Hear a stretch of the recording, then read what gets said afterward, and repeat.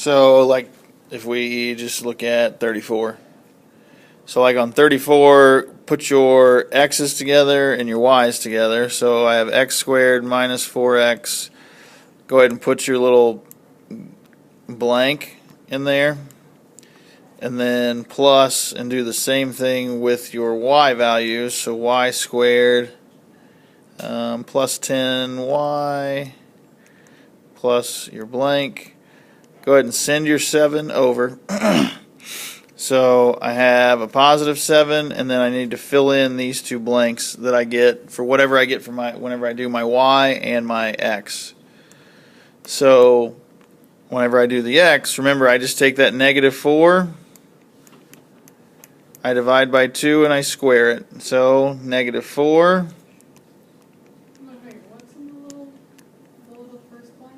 Negative 4 over 2 squared? Yep.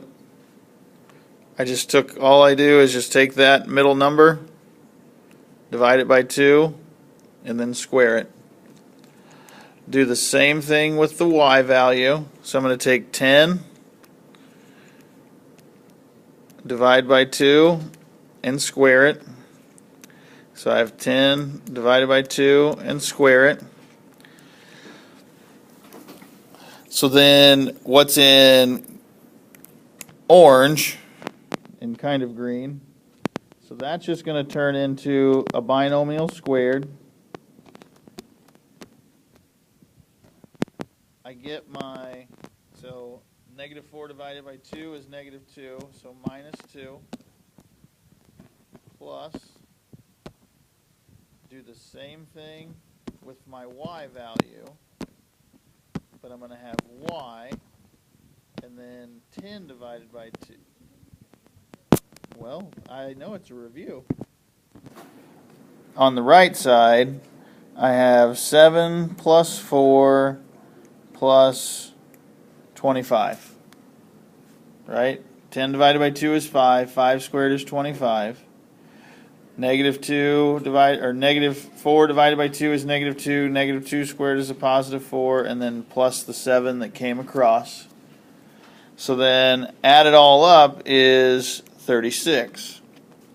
So as far as standard form is concerned, standard form is what's in orange and black, or the x minus 2 squared plus y plus 5 squared equal to 36. So here's the circle in standard form. Now, I need to know, it wants to know what is the center and what is the radius. So the center is always going to be the opposite of those two values.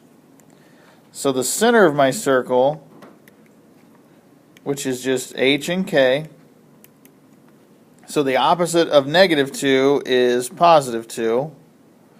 The opposite of positive 5 is negative 5. And then my radius